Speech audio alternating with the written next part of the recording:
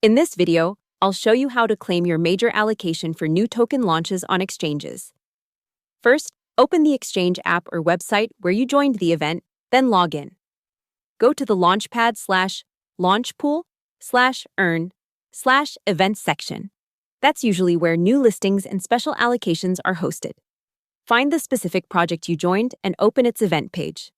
Before claim day, make sure you've met all the requirements.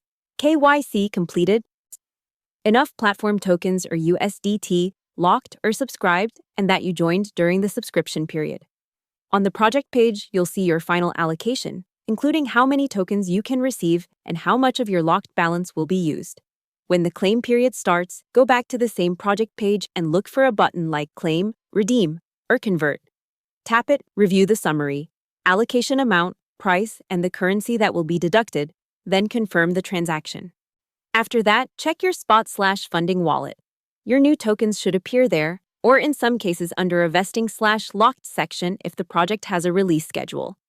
Hope the tutorial was helpful. Subscribe to my channel and see you in the next video.